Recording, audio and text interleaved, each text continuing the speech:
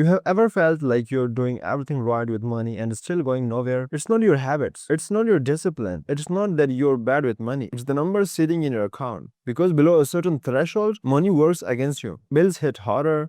Emergency wreck you. Every financial decision gets made from panic instead of strategy. But cross one specific number, $10,000, and the entire game changes. The same income suddenly builds instead of just survives. And today I'm going to show you exactly why that happens and how to get there yourself. In this video, you're going to learn exactly what changed after $10,000 and why it matters, how to actually get there in the first place, and whether we're talking about money you earn, save, or invest. Let's get into. Here's a question I want you to sit with for a second. If your bucket had a hole in it, what would you do? Would you just keep pouring more water, faster and faster, hoping it fills up? Or would you stop, find the hole, and patch it? Most people, when it comes to money, are pouring. Constantly, more hours, more hustle, more income, all going into a bucket that never seems to get full. And the reason it never gets full isn't because they're not pouring enough. It's because the hole is still there. Below $10,000, that leak feels so urgent, so immediate, that fixing it feels almost impossible. You're too busy trying to keep the bucket from emptying to stop and actually solve the problem. So you react, you scramble, you make whatever decision puts out the fire that's right in front of you. And then tomorrow, there's a new fire. And the day after that, another one. It's exhausting and it feels endless because when the leak is big enough, it's endless. $10,000 is the point where you finally have enough water in the bucket to step back,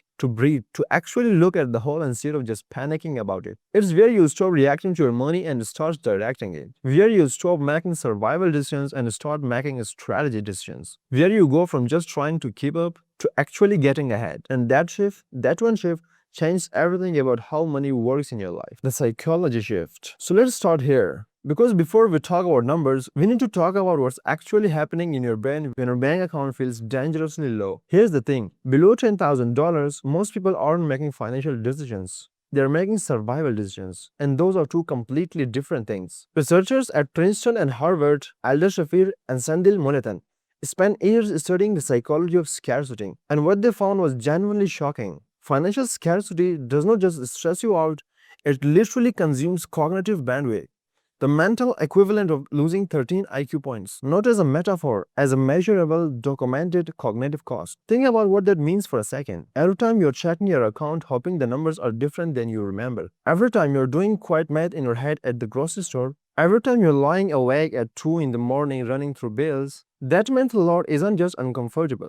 It's actively making it harder for you to make good decisions. The very situation that requires your best thinking is one that's impairing it the most. And here's what makes it even more frustrating. It's not a character flaw.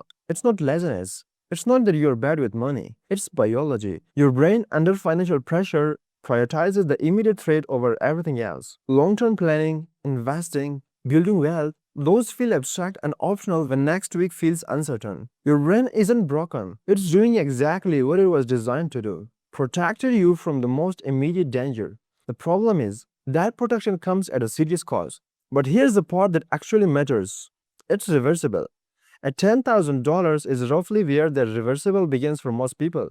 Not because $10,000 is some magical number handed down from the financial heavens, but because for most people, $10,000 represents the first time their bank account starts feeling like an emergency. The first time they check their balance and feel something other than dread. That's the shift. From reactive to intentional, from survival to strategy, from being a thermometer, just reading whatever financial temperature the environment throws at you, to being a thermostat, actually setting the conditions yourself, actually deciding what happens next, instead of just responding to whatever life throws at you. And once you feel that shift, once you know what it's like to make a financial decision from a place of stability instead of panic, you will never want to go back. But before we talk about how to get there, I need to show you something first, because there's a good chance something is quietly draining your account every single month, and you might not even know it. The hidden drains. I want you to think about the last time you looked at your bank statement, and I mean really looked at it, line by line, because for most people, there's a gap between what they think they're spending and what they're actually spending. And that gap, that's exactly where $10,000 goes to disappear. Here's the reality. Most savings advice focuses on what to do with your money. But this might be the most important thing I say in this entire video. You cannot outsave a system that's leaking faster than you're feeling it. And most people have no idea how much it is actually leaking out every single month. So let's talk about the three biggest trends. The first one is subscriptions. A 2022 study by CNR Research found that average American spends over $200 a month on subscriptions and significantly underestimates how much they're actually paying. $200 a month is not $2,400 a year. That's almost a quarter of your way to $10,000. Gone silently automatically every single month on things you either forgot you were paying for or genuinely stopped using a long time ago. I'm not saying cancel everything, I'm saying audit everything. Because there's a massive difference between subscriptions you love and actually use, and subscriptions that are just quietly billing you while you're not looking. The second drain is high interest debt, and this one is mathematical, not motivational. If you have a credit card charging 22% interest, which is around the current average, and a savings account earning 4%, you're actually losing money by saving instead of paying off the debt first. 18% gone every year on every dollar you owe. High interest debt is not just a debt problem, it's a savings problem. Because it's quietly undoing your progress every single month, whether you notice it or not. The third drain is the upgrade trap. Every time your income goes up, your lifestyle follows. New salary, new baseline, same savings rate. This is lifestyle inflation. And it's the single most common reason people who earn genuinely good money still feel like they have nothing to show for it 5 years later. The fix isn't deprivation. The fix is intentionally deciding in advance, before the raise hits, before the bonus clears, what percentage of the new money changes your lifestyle and what percentage builds your future. Because if you don't decide in advance, the decision gets made for you. And it almost never goes the way you would choose. So now you know where the leaks are. And now let's talk about what $10,000 actually does once you have it. Because this is where things starts to get genuinely excited. The emergency fund and why 10K is the real starting line. Let me paint you two pictures. Same person, same income, same city, same expenses. The only difference between them is what's sitting in the saving account. Person A has $800 saved. Person B has $10,000 saved. One random Tuesday, their car breaks down. The repair bill is $1,200. Person A goes into debt, maybe a credit card debt, maybe a personal loan, maybe they borrow from someone they would really rather not borrow from. And suddenly 6 months of careful budgeting gets reached in a single afternoon. They are back at zero.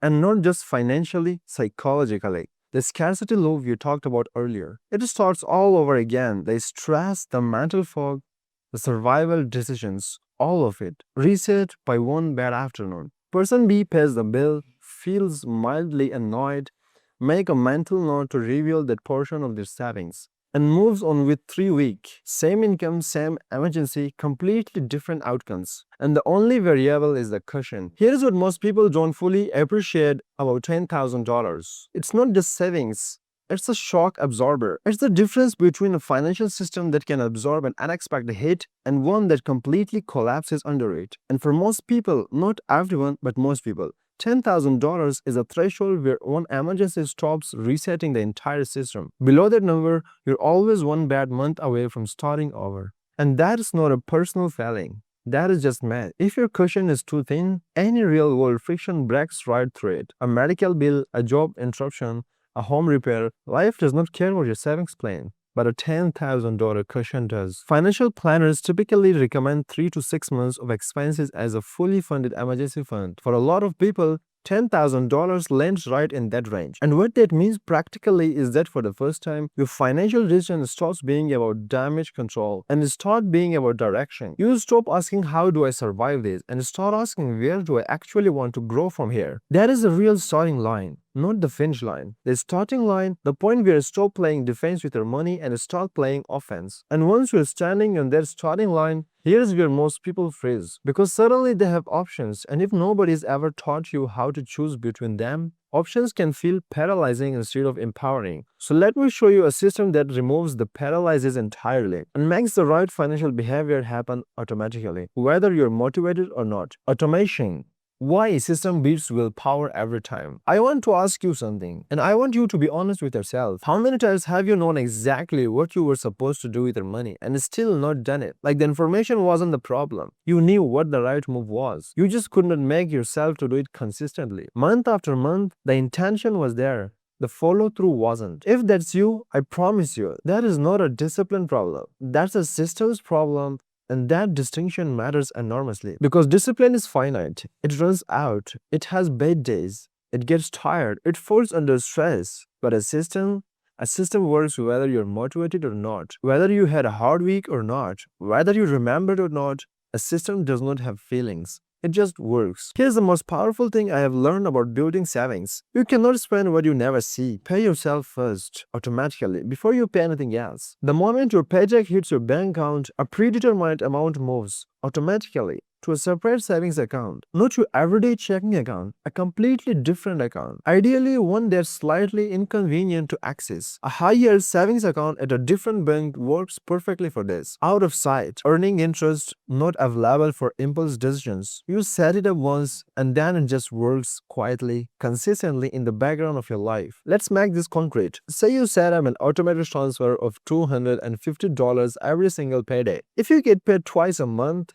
that is $500 a month, $6,000 a year. Your $10,000 is about 20 months without making a single active savings decision after the pay you set it up. Not one. The system handles it every single time. But here's the part I actually love most about automation. It removes the guilt. It removes the negotiation you have with yourself at the end of every month. You never have to sit down and decide whether you felt like saving this month. The decision was already made. First, you made the decision for future you. And that mental freedom, that's what makes it sustainable. Not just for a month. Not just when you're playing motivated and inspired. Month after month, quietly, consistently, whether life is smooth or completely messy. Now, I do want to address something because I know some of you are thinking right now, this all sounds great, but I genuinely do not have $250 to automate right now, and I hear you. We are going to talk about the actual path to $10,000 in a few minutes, including what this looks like across different income levels and starting points. But first, I want to show you that what to actually do with your money once you have options,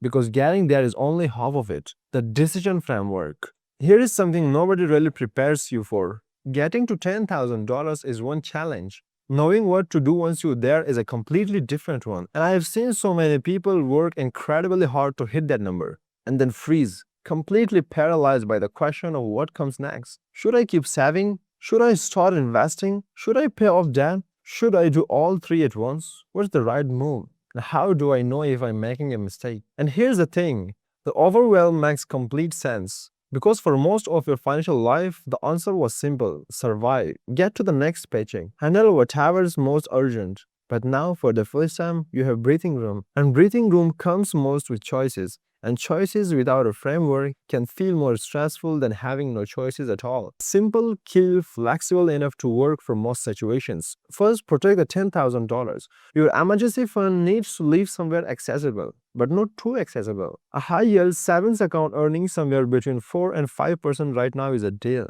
Not the stock market, not a CD that locks your money up when you might need it. Liquid, growing, and protected from the impulse decisions. Second, eliminate high-interest debt. Paying off a credit card charging 22% interest is the mathematical equivalent of a guaranteed 22% return on your money. There is no investment on earth that reliably beats that. So if you have high-interest debt, that's your highest return investment right now. Even if it does not feel like one, pay it off before you do anything else with extra money. Third, start directing money toward long-term growth. Once the cushion is protected and the high-interest debt is handled, now you invest. Index funds, retirement accounts, whatever aligns with your specific goals and timeline. But the key word is now, not someday, not when you feel ready, but when the market looks more favorable, now. And this is where I want to close the loop on something from the very beginning of this video. Because you came here wanting to know whether we are talking about money you earn, save, or invest. And here's the honest answer. It's all three. But the order is everything. Earning more without saving first just means more money leaking through the same holes. Saving without addressing high-interest debts means the math is quietly working against you. And investing without an emergency fund means you're one bad month away from pulling your investments out at the worst possible time, which is exactly how people lose money in the markets that historically go up. Protect, eliminate, grow. That's the framework, and it gives you somewhere to actually begin. The compound effect. I need to show you some numbers, and I want you to actually sit with this for a second, because most people have heard about compound interest their whole lives and still don't feel it in their gut. It sounds good in theory, but it never quite lands the way it should. So let's fix that right now. Two people, same income, same monthly investments, $300 a month. Same average annual return, 7%. which is a conservative, historically reasonable estimate for a diversified index fund portfolio. The one difference between them is when they started. Person A starts at 25, person B starts at 35. By the time they both reach 65, person A has approximately $760,000. Person B has approximately $380,000. Same monthly investment, same rate of return, 10-year difference in start date, and the outcome is literally double, not slightly better, not meaningfully better, double. That gap, that $380,000 gap, isn't the result of person B being worse with money. It's not because they were less disciplined or less intelligent or less motivated. It's the result of 10 years of compound growth that person B's money never got to experience. 10 years of returns building on returns. And you cannot get those years back. They are the one financial resource that is completely and permanently non-renewable. You can earn more money, you can learn better habits, but you cannot buy back time. Now here's why this connects directly to $10,000. You cannot comfortably start investing before you have a cushion. Because the moment life throws you an unexpected expense, and it will, you will be forced to pull money out of your investments, potentially at exactly the wrong time. Market down, emergency up, you sell low, you lose twice, once to the emergency and once to the market timing. The emergency fund is what gives you investments permission to stay invested, to grow, to compound, without interruption, without you having to touch them every time life gets inconvenient. That's the connection most people miss. The cushion and the compound effect aren't two separate ideas. One is what makes the other actually work. So getting to $10,000 isn't just about having savings. It's about building the foundation that lets compound growth work in your favor. Uninterrupted, long-term, quietly turning small consistent contributions into something that would genuinely show your current self. And every month you delay building that foundation is a month of compound growth you can never recover. Which brings me to the part you have probably been waiting for this whole video. How do you actually get to $10,000? I want to start by destroying one idea, because it's the idea that stops more people from starting than anything else. $10,000 isn't one big decision. It's a series of small, consistent decisions that compound over time. And the moment you stop looking at it as one giant, overwhelming number and start looking at it as a series of smaller milestones, everything changes. The whole thing starts to feel achievable instead of abstract. Let me show you what this actually looks like. 3 scenarios. Because your starting point matters, and I want to be honest about that. If you can save $200 a month, that is $10,000 in 50 months. Just over 4 years. I know that sounds long, but here's the reframe. Those 15 months are coming regardless. They are going to pass whether you save or not. The only question is whether you're $10,000 richer at the end of them or not. If you can save $500 a month, that is $10,000 in 20 months, less than 2 years. That is one intentional decision about where your money goes, made consistently for less than 2 years. If you can save $1,000 a month, that is $10,000 in 10 months, less than a year. One focused, intentional year, and you are standing at the starting line of a completely different financial life. Now I want to be real with you, because I know some of you are looking at those numbers and thinking, I don't have $200 to save right now. And I'm not going to pretend that's not a real situation. For most people, the path to $10,000 runs through additional income before it runs through additional savings. A side income, a skill you monetize, a second stream. For some people, these are genuinely the most realistic lever available right now. But for a lot of people, there is more room in their current budget than they think. Not because they're being wasteful or careless, but because the hidden drains we talked about earlier are doing more damage than they realize. And closing those leaks without changing their lifestyle in a meaningful way is often enough to find their $200 or $300 a month. Here is the other thing I want to take away from this. Research on savings behavior consistently shows the hardest part of getting to $10,000 isn't going from $5,000 to $10,000. It is going from 0 to $1,000. The first milestone is the one that breaks the psychological barrier.